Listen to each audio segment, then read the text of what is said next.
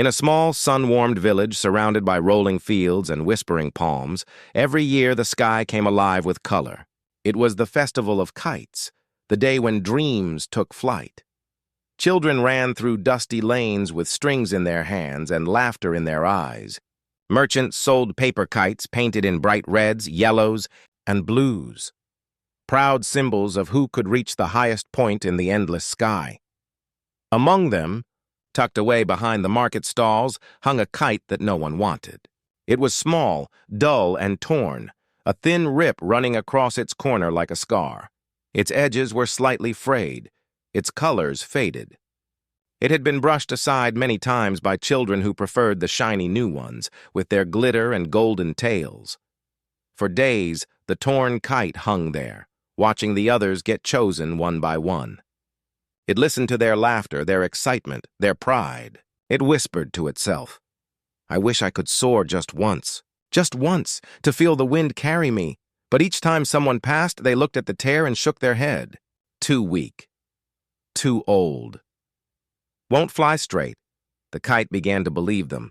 Then, one quiet afternoon, a little boy named Arav wandered into the market. He wasn't from a rich family. His shirt was faded, his sandals worn. But his eyes held something different, a spark of curiosity and kindness that made him see what others overlooked.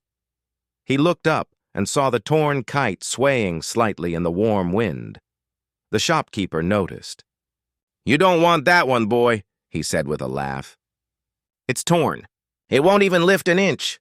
Arav smiled softly. Maybe it just needs a chance. He used his small savings, a few coins he had been keeping for weeks, and bought the torn kite. When he held it in his hands, it felt light, fragile, but somehow alive. That evening, as the golden sun began to sink behind the fields, Arav climbed to the top of a small hill. Children were already flying their perfect kites, colors splashing across the sky like fireworks. He could hear their cheers echoing. He tied his string tightly, lifted the torn kite, and whispered, "Let's try, okay? Even if we don't fly high, let's at least touch the wind." The first try, the kite wobbled and fell. The second, it rose for a moment, then dove again. The other children laughed. "Your kite's broken. It'll never fly." Arav took a breath. He didn't give up. He adjusted the string, tightened the frame, and waited for the next gust of wind. And then it came.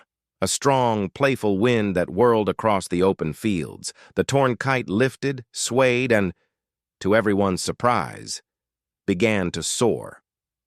It didn't rise straight like the others. It danced, twisted, and glided in ways no other kite could. The tear that everyone thought was its weakness caught the wind just right, creating a rhythm, a flutter, a song in the sky. The other children stopped laughing. They stared, wide-eyed, as the torn kite went higher, glimmering against the sun. Its movement was not perfect.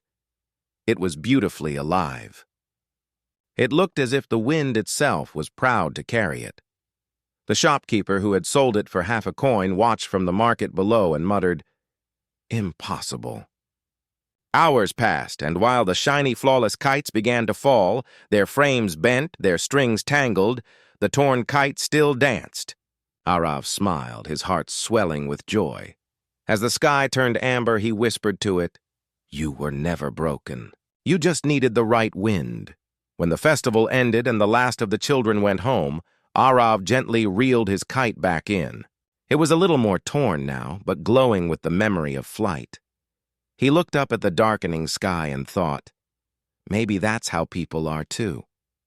Maybe our tears, our scars, our mistakes. They let the wind in. Years passed.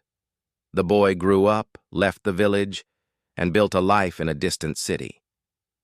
But on the hardest days, when he felt unseen, imperfect, or not enough, he'd remember that day on the hill, the sound of laughter fading behind him, the wind against his face, and that small torn kite flying higher than anyone believed it could.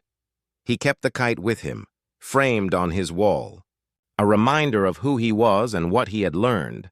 One day, Arav returned to his old village as a grown man. The fields looked smaller now, But the sky, oh, the sky was still infinite. He saw a group of children preparing for the same festival he once loved. Among them was a little girl holding a small, torn kite.